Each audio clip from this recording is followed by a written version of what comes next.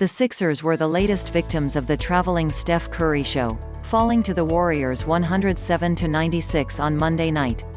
Curry piled up 49 points in a bonkers performance at Wells Fargo Center. Here's what I saw. More on the SIXERSNBA Power Rankings Roundup. Sixers are on top, but for how long? Instant observations.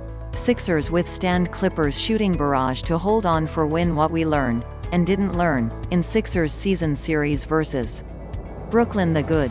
The Warriors were determined to make Joel Embiid beat them in some way other than scoring.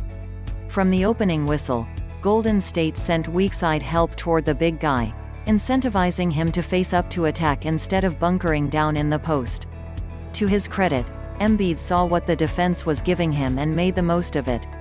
He sprayed passes all over the floor in the first half, giving his shooters open shot after open shot through direct feeds and swing passes alike, and that was a big part of Philadelphia getting out to an early lead.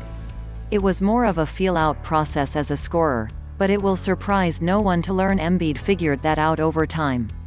He seemed to relish the opportunity to do battle with Draymond Green, an oft-celebrated defensive player, and you can throw Green's name on the list of guys who could not get through a half without fouling the big fella.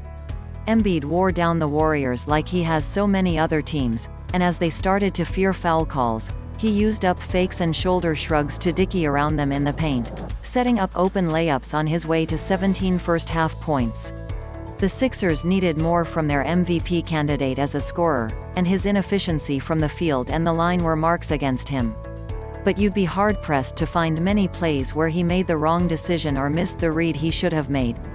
His processing speed is at an all-time high right now, with Embiid posting and reposting whenever he feels danger or passing to an open shooter otherwise.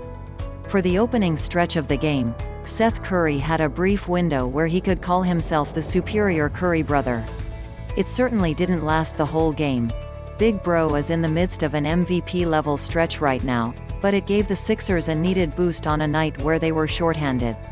All those years doing battle with his brother at home must have paid off, because Curry was part of a relatively successful effort to slow down Steph Curry early.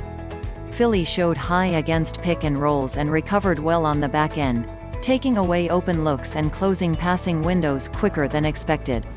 If only that had held the rest of the night.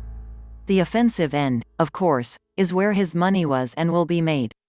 Curry has shown the after effects of his bout with COVID-19 at times this season, but the good news for Philadelphia is that it hasn't had much of an impact on his chemistry with Embiid.